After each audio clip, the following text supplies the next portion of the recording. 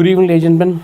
This is your friendly neighborhood ophthalmologist Sashwat Ray from the Allen's Table, welcoming you a very warm welcome to the ophthalmology recall session of the INI-CET November 2023. A warm welcome, and it is a fairly warm night in November from Delhi. And we go to this. Remember, these are recall-based questions, which is obviously not perfect because after the INI-CET exam, many of the students cannot even recall their own names. Forget about the questions. So these are necessarily approximations. So you are welcome to give me the questions at my email ID if you find them better, and you can recall them at your leisure. But till then, this is what we have. And look at the first question. Is the following investigation used for measurement of? We have a picture here, and many of you may not have this picture, but actually it's a very well-known thing. This is measures the choice A, proptosis, B is diplopia, C is squint, and stereopsis. The answer is, ladies and gentlemen, is going to be proptosis, because this is what is this? It is nothing but your Hertel's exophthalmometer. Okay, this is called an exophthalmometer, which is the most common exophthalmometer when you want to measure exophthalmos or even inophthalmos. Please remember the difference between exophthalmos and proptosis. You might remember, and if you have attended my classes, I always say that exophthalmos is and proptosis is the same thing, except that exophthalmos is a term used when we use the pathology is endocrine, okay? So for thyroid. But if there is a tumor pushing the eyeball out, that's proptosis. If there is any other mass pushing the eyeball out, that's proptosis. So when the cause of the proptosis is endocrine, then we call it as exophthalmos. So what we do here is called an exophthalmometer, called the Hertel's exophthalmometer, which looks like this, and it is spelled something like S-E-R-T-E-L,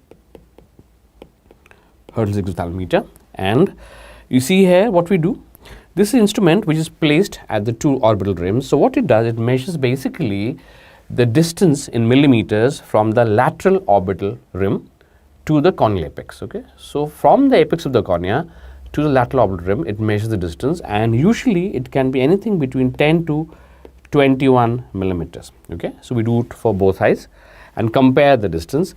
And if it is more than 21 millimeter, then this is called as exophthalmos or proptosis. Okay, and suppose it is, how do I make out the difference between the two eyes? Suppose one is proptose and the other is normal. Remember, a difference of 2 millimeters between the readings, more than 2 millimeters between the two readings, is a sign of exophthalmos, that one eye is protruding. Okay?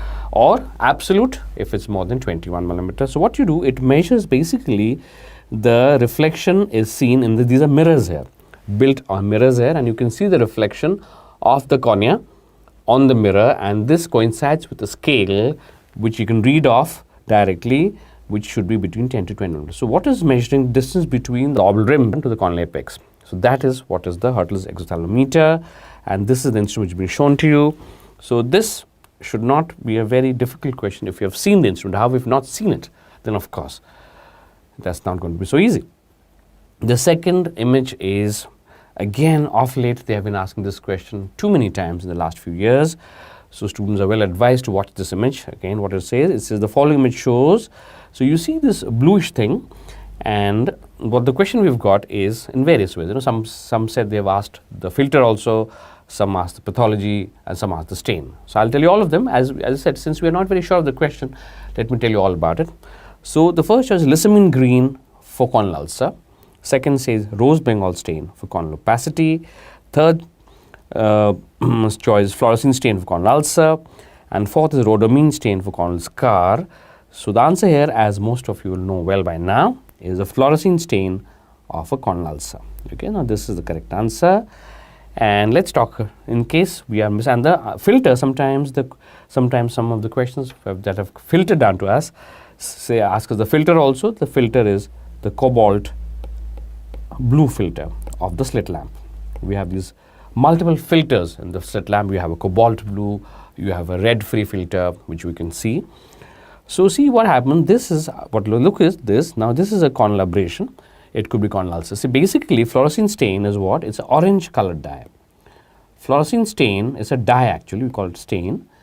It's an orange colored dye, and this fluoresces, and fluoresces means that it absorbs a certain wavelength and emits it as a certain higher wavelength. Okay, so a lower wavelength light is absorbed and it is re-emitted as a higher wavelength. So that is why you cannot see the orange colored dye here. Okay, so what the filter is a cobalt blue filter, so it converts the normal light of the slit lamp into a the bluish filter, and this stain, it absorbs the blue light and re-emits as a greenish dye. That is why you see the stain in green, and that is why you use the blue filter. So we are able to allow the stain, the fluorescein dye, to absorb the blue light and re-emit as green, which is what we see.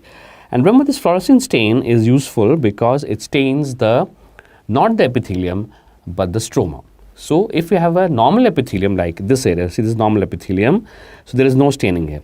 But any area the epithelium is denuded and making the stroma is bare, it will stain that. So remember that fluorescein stain stains all kinds of epithelial defects, epithelial abrasions, epithelial ulcers, corneal ulcers, abrasions, defects. Okay, this is called fluorescent staining. Very useful thing sometimes because you tend to miss these stains, these defects when you see it with normal slit lamp. So this is the fluorescent stain and the corneal. What about the lissamine green? Remember, lissamine green is a dye which is used to stain the conjunctiva in dry eyes. Please remember the different pathology. Not the corneal. Fluorescein is for the cornea, lissamine green is for the conjunctiva, and the pathology is for dry eyes. Rose Bengal, the second is also same. The rose Bengal also stains the conjunctiva, and it is also for dry eyes. So we have two different stains for the same pathology. But you might answer, why do we require two different stains for the same pathology? Well, you see, rose Bengal used to be the original one that we used to, but this rose Bengal, and remember, it's got nothing to do with Bengal, okay? So rose Bengal, remember, is the original dye, but it's a little irritating. And often you have the patient winces, in irritation because when you stain the cornea. So this was the initial dye would do stain the dry conjunctiva. So lissamine green is a better dye because it's not so irritating and it stains the conjunctiva equally well. So remember, if you have a dry eye, the conjunctiva is dry, you can use either rose Bengal or lissamine. Which is preferable? Lissamine green is preferable. So remember, in dry eyes, we can use, for dryness of the conjunctiva, we prefer the rose Bengal or the lissamine. And if it's more advanced dry eye, suppose dry eye is more advanced, from the conjunctival dryness it goes to corneal dryness, okay, then we use a fluorescein stain. So kindly remember the difference. Lissamine and rose Bengal are for conjunctival staining in dry eyes, and fluorescein is for corneal staining, either in dry eye or in an ulcer. So that is the difference. So this is also, I would like to add here for future MCQs, of course, remember we are talking about the subject now. There's now something with fluorescein which is also called as negative staining, okay? This is called negative staining. This is completely different from positive staining. This is a positive stain, is this one, this green area that you see, which tells us this particular area of the cornea is defective, is corneal, is positive staining. Negative stain will not show you like this. Negative stains are exactly the opposite. Negative stain is seen when there is an elevation of the cornea like this, okay? Remember, this is not an elevation. A positive stain is seen when there is a defect, so which means the epithelium is missing. So there is excavated area, a defective area of the epithelium which is missing. It is staining the stroma. A negative stain is completely the opposite when there is not a defect but an elevation. An elevation, so what the dye does, it runs off the elevations and creates a darkish spot. It does not fluoresce brightly green like this. It shows a dark area of the cornea. That's called negative stain. It's very useful to pick up elevations of the cornea which are normally not visible, like in certain dystrophies like epithelial basal membrane dystrophies and all, okay, where the elevations are not particularly clear. So that's about your fluorescein staining. Then we come to an old question, particularly a favorite of mine because I keep talking about it. The prescription glasses shows a -1 with a -2 at 180. What kind of astigmatism it is? So we have mixed astigmatism. Incorrect. Choice B, simple hypermetropic, completely incorrect. C, compound myopic with rule, confusing. D choice, compound myopic against rule, again a little confusing. And so let's stick with that. First of all, to diagnose this question, remember, we have to see the number of signs, okay? You have -1 and a -2 diopter cylinder one. So we have two minus signs. Remember, when you have two minus signs, it becomes compound myopic. Okay, when you have one minus sign, like what? Like -1 diopter cylinder at 180 degree. Now you see there is a minus, there is only one single minus sign. So this would be a simple myopic. Okay. Let's look to simple first. When you have two minuses, it becomes compound myopic, right? Now, compound myopic, but we have two different choices. It could be with the rule, it could be against the rule. And remember, to just go over the definition with the rule, remember, with the rule astigmatism just states that it is a curved surface where the vertical curvature is more than the horizontal curvature, okay? So this is what it looks like. It looks like an American rugby football, okay? Look at that. You have this curved surface like a football here, isn't it? Something like this.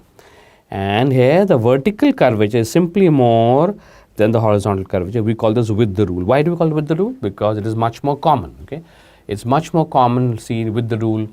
Curved surface is much more commonly seen in nature. Younger people up till 50 years of age, which means all of us, is with the rule astigmatism. It's called with the rule because simply it's more common. And against the rule astigmatism is again a curved surface, but this time it's different. Here, the horizontal curvature is more curved than the vertical surface, which is flatter. Okay, so remember, with the rule, the vertical is more steep. Against the rule, the horizontal is more steep. Okay, so that's the definition. And it's called against the rule again. First, it is less common, and second, it's seen, remember, in older people above 50 years of age because of the flattening the cornea develops against the rule mostly. Now, by looking at the prescription, how do we find that out? By looking at the prescription, how do we find out whether it is with the rule or it is against the rule, isn't it? So let's look at that. Remember that with the rule, if you have, I'll first tell you how to memorize it.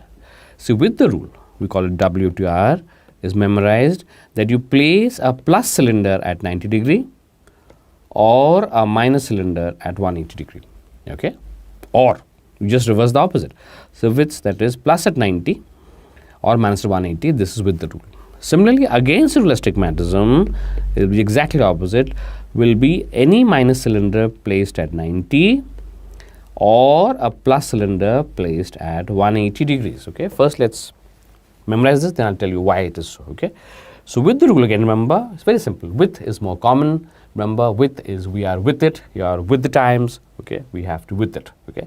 So that's why plus at 90 or minus 180. And against the rule, you simply reverse the signs. If from plus it becomes minus, so minus at 90, and minus becomes plus, minus 180, okay? So now, let us look at that. So if you have a prescription, we have this minus 1 with a minus 2. Look at the sign. This is a minus 2, 180 degrees. So minus at 180, remember, we just said, is with the rule astigmatism. So the answer here, ladies and gentlemen, is choice C, which says compound myopic with the rule astigmatism. Because again, remember, just take a look at that, what I just said. I just said that is plus at 90 or minus at 180 degree. So you can clearly see that what we have here is a minus at 180. We have a minus 180, so minus 180 is a with the rule, okay? So this opposite against the rule. But tell me, why is it so? It is so, you see, let's talk in terms of minus cylinders. It was easier to explain. Remember, because it is a with the rule astigmatism, it is, remember I just told you, the vertical surface is more curved and the horizontal surface is less curved. So what we do when we place a minus cylinder 180, look at that, okay? I'm looking at the minus cylinder form. In with the rule, why we give it a plus at 90 or minus 180 is that if I place a minus cylinder 180, remember, what it does, it increases the elevation of the flatter curvature to make it equal that of the vertex. Remember, the vertical was more curved, the horizontal was less curved. So by placing a minus cylinder 180, what we are doing, we are making the horizontal curvature, which is flatter, we are elevating it to become equal with that of the vertical curvature, and that is how it corrects it. Okay. Similarly, for against the rule, why we use a minus at 90 is, remember, against the rule states that the vertical curvature is flatter and the horizontal curvature is more curved, is it not? So what we do, we are placing a minus at 90, placing minus at 90, what we are doing, we are increasing the elevation of the flatter axis, which is the vertical one, is it not? So by placing a minus cylinder at 90, so what we are doing at the 90, which is flatter, we are elevating it and became equal with the horizontal, which is more curved. So that is the logic, why plus at 90 or minus 180, or y minus 90 or plus 180. So kindly remember, do not forget this. This is always asked, and this is a compound myopic astigmatism with the rule astigmatism. Very well. Now, a 21-year-old boxer wants to get rid of spectacles. which refractive procedure should be avoided. Now remember, dear me, first of all, a 20-year-old boxer, if you are into boxing, you should preferably avoid all refractive procedures, is it not? You should. But however, this is an MCQ theoretically, and I must tell you, what he should definitely avoid is a RK, which is a radial keratotomy. Because it makes the cornea very weak. So radial keratotomy is like this. What we place radial cuts like this. There are 8 radial cuts at 90% depth, so it weakens the cornea. So what it does, see, this is the cornea like this. So by placing these cuts radially at a depth of 90%, going right up to the Descemet's membrane, we are we're flattening the cornea, correcting the myopia, but also weakening the cornea. So if you are a boxer, you should definitely not undergo RK. That is absolutely Second is LASIK. LASIK should also be avoided. Please remember, those of you into contact sports or any kind of sports for that matter, remember, those of you have active lifestyles. See, most of us are doctors and most of us patients, we are not active lifestyles anymore, okay? Active means that you're running around, you're jumping, you're bungee jumping, playing football, you're boxing, you're jogging. Even in these cases, LASIK would not be a great procedure, okay? So RK and LASIK are definitely contraindicated. And if you are a boxer, the only thing that you can do is PRK. PRK stands for photorefractive keratectomy, and this does not weaken them because we do not make a flap. Unlike LASIK, we do not make a flap. So PRK is reasonably safe. Even for a boxer, I would say PRK could be dangerous. But however, if you have to choose one of them, we would choose a PRK is the only safe option in a boxer. So those of you at active lifestyles, running and jogging and playing soccer and football or badminton, this is the surgery of choice for you. LASIK is great, LASIK is wonderful, LASIK is tremendous. You open your eyes and you see very clear vision. But remember, LASIK weakens the cornea a little bit. So it's okay for people, couch potatoes like most of you, lying down and reading, okay? Doctors, the only exercise they do is climb up the stairs or climb up the elevator, that's all. So it's open people, LASIK is good for people who are fairly, who do not have very active lifestyles. However, if you have an active lifestyle, a PRK is better, okay? What about SMILE? SMILE is also okay in a person, but not in a boxer, okay? Not in a boxer. So in this case, the answer would be, all 3 will be avoided. SMILES, a LASIK and a RK. The only thing that is not avoided would be PRK. Okay. However, I have to tell you that between SMILE and LASIK, remember the SMILE procedure, because it does not create a flap, so it does not weaken the cornea, the biomechanical stability of the cornea remains okay. So a SMILE can theoretically be performed on a boxer also. Theoretically can perform on a boxer, but in a practical situation, I would not like to advise it. So ladies and gentlemen, here the answer that we only have should be avoided as definitely LASIK avoided, RK avoided, and even SMILE should be avoided. The only thing that can be done is a PRK. Okay, very well. And then we have this question. We do not have too many questions, remember, in this short time today. As I told you, most of the students were not able to recall their own names, so they were unlikely to recall all the MCQs also. So this is the last question that I have, and this says a 50-year-old diabetic patient with a history of diabetes since 20 years. That's quite a lot. And fundus exam shows NPDR, which is non-proliferative diabetic retinopathy. You know that there are 2 stages, NPDR where there is no new blood vessels, and PDR when there are new blood vessels. Which of the following would not be observed? Would not be observed. So let's start from the bottom. Venous bleeding will be observed. Soft exits will be observed. Retinal hemorrhage like flame-shaped hemorrhage or Dottner blot hemorrhage can be seen in NPDR, but which cannot be seen is disc neovascularization. This is NVD, and this immediately means the patient is not in NPDR, he comes into PDR. Is it not? You know, in proliferative diabetic retinopathy, we have 2 different things. How do we know the patient is in proliferative diabetic retinopathy? First, he has neovascularization of the disc, we call NVD. Second could be NVE, which is neovascularization elsewhere. Elsewhere means neovascularization anywhere on the retina apart from the disc. And third, he could have pre-retinal hemorrhage. He could have a hemorrhage also, pre-retinal hemorrhage. All these things will be told us if you are in PDR. So we have venous bleeding is possible in NPDR, soft exits are possible, but not a disc neovascularization. This is not possible. So this is the answer, because which is not an NPDR. This is a sign of PDR, is it not? So ladies and gentlemen, that is all that I have for you. I may have missed some questions. I am sure that I have missed out some more questions. Thank you very much, ladies and gentlemen, and all the best. And may I say that I'm so glad that I did not have to take this exam along with you people. Thank you very much, and all the best.